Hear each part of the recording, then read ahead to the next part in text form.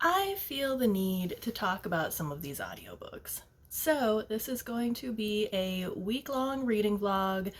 Right now, I'm in the middle of 3 books, 2 fiction, 1 nonfiction. The nonfiction is Riding the Elephant by Craig Ferguson, and the 2 fiction books that I'm currently in are Paradox Hotel by Rob Hart and George R.R. Martin's Rise of the Dragons. So this is exactly why I've been saying I need a booktube channel, because I think something horrible happened to one of my favorite characters and I have no one to talk to about it. I didn't even realize it was one of my favorite characters until something just happened and I just, no. So, I'm clearly enjoying Paradox Hotel by Rob Hart more than I anticipated I would. I'm just sitting over here making my pretty sparkly little infinity scarf, and I'm devastated. So I guess so far this book has sucked me in more than I thought it would. I love January. She's spunky and sarcastic, and she's got a really great voice. And it's got a really great cast of supporting characters that I am apparently falling in love with. This morning before work, I finished Rise of the Dragons, and as I had kind of expected, it didn't give a lot of new information, but the artwork was beautiful. So if you want a coffee table book, or if you are just a collector of various George R.R. Martin, Game of Thrones stuff, then that's probably the target audience. I also finished on my way home from work the Riding the Elephant memoir by Craig Ferguson, and I love that he is a man who has clearly gone to a lot of therapy, and I mean that in the best way. He's gone through a lot. He has a really great perspective on his life, on his addiction, on his family. And I really related with the fact he felt for a long time that he got so much of his self-worth from his work life, and finding that work-life balance and showing your family that you value them is a really difficult thing for a lot of us to do. I also learned an anecdote about John F. Kennedy Jr. that I am going to use the next time I need to tell a pilot friend of mine that feelings are not facts, and you cannot fly VFR into IMC conditions, because you might think one thing when the reality is completely different, and you think you're fine, but you're really in a total death spiral.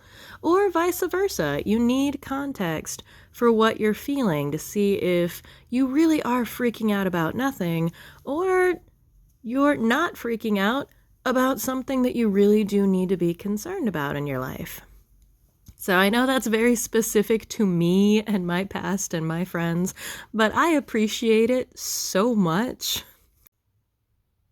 So last night I finished Paradox Hotel by Rob Hart. I also finished this infinity scarf. Infinity, paradox. See what I did there? And I really loved the Paradox Hotel. It was a 4.75 out of 5. The characters were a much stronger element than the plot, which was also still good, but that's what kept it from being a perfect 5-star read for me. I loved the characters and their growth and hanging out with them. The sci-fi elements were a lot of fun, and the writing, the voice was just very clever. Last night, after I finished The Paradox Hotel, I started The Vicious Circle by Catherine St. John, and it kind of looks like 9 Perfect Strangers meets the Manson family. So it's very ominous so far. I'm very nervous for our protagonists, and I just started it last night, listened to it again this morning, getting ready for work, and I'm already about 30% of the way in. So it's definitely holding my attention, and it's definitely a pretty quick read. Continuing on with The Vicious Circle, the writing isn't overtly threatening, but it's so ominous. It just makes me feel tense the entire time I'm reading it or listening to it. I see all these red flags and I see why she, our main character, doesn't see these red flags. And she's met the absolute worst kind of toxic person, in my opinion. The toxic person that frames their manipulation as just wanting to do what's best for you because they care about you. And it's very easy to get sucked up in that because people want to believe that people care about them. And it's just so toxic. And I want to yell at our protagonist, but I understand why she's not seeing these red flags. So far, I'm really enjoying the writing, and it's got me really gripped. So I am about halfway through The Vicious Circle, and I just want to take a minute for a little PSA. If you are ever around someone and they're able to convince you that you are hard to love and you are lucky to have them because you are so hard to love, huge red flag, run away as fast as you can.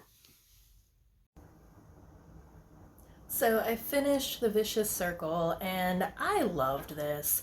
It was just so ominous and you could see everything coming and it just puts you on edge because it was surprising yet inevitable.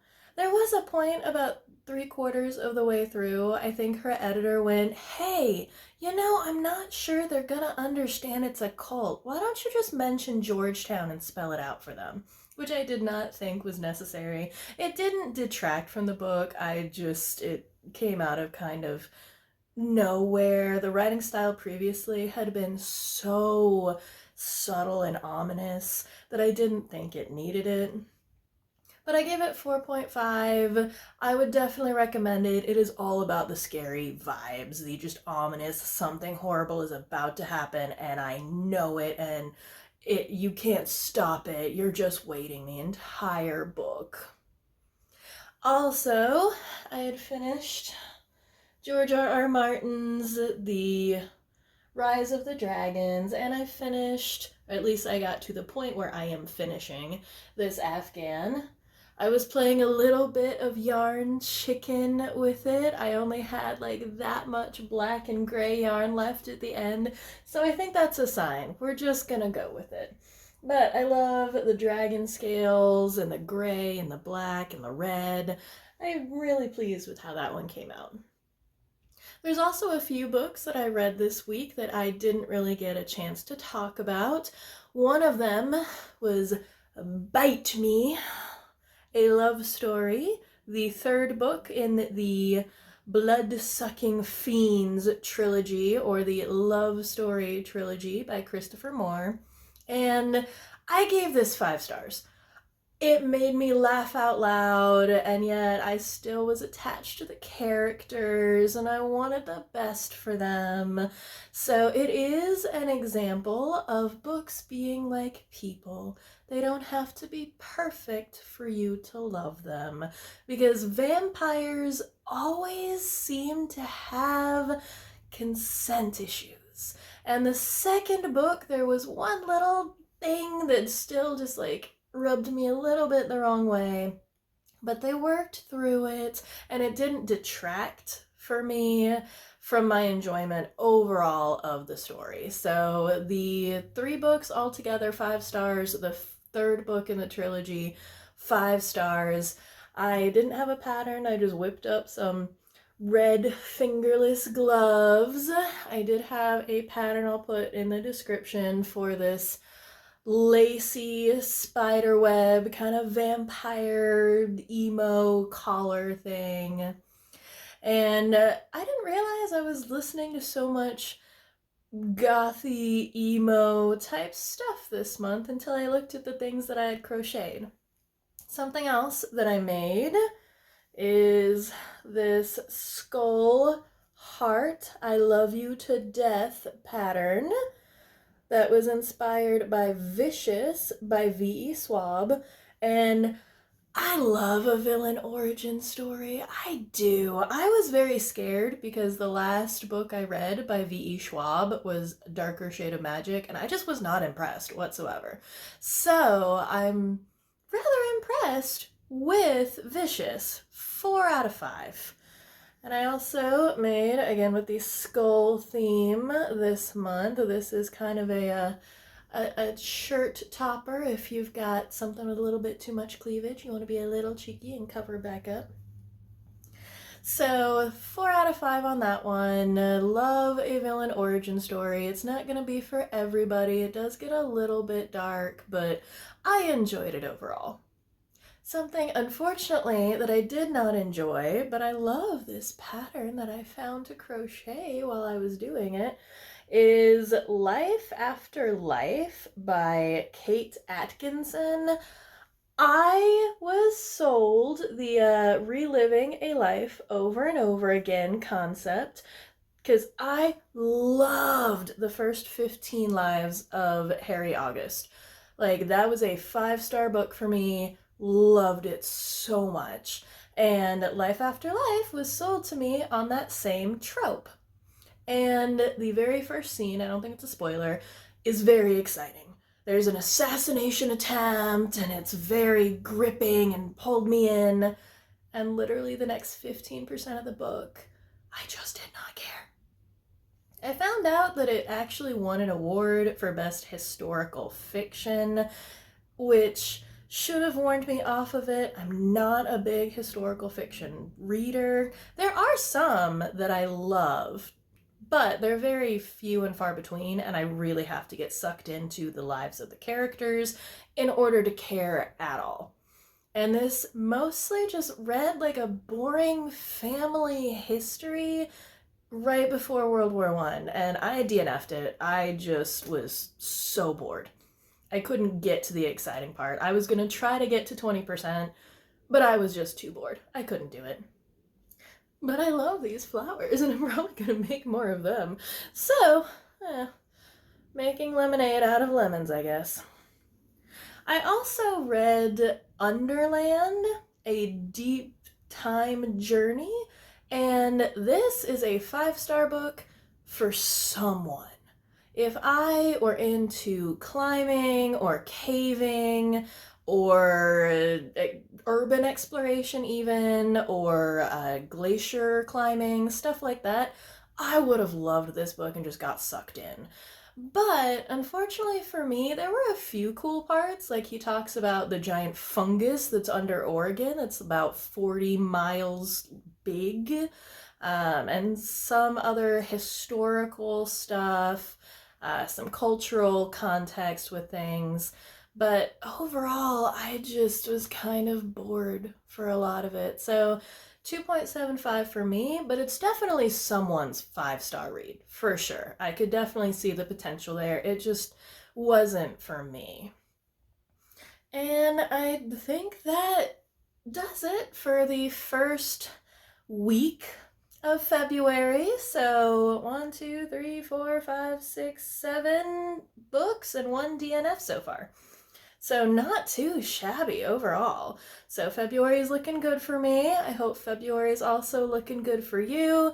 I hope you know that Valentine's Day is not just about romance. Make sure you do some self-love as well. Take care of yourself. And remember, just breathe and keep your head up.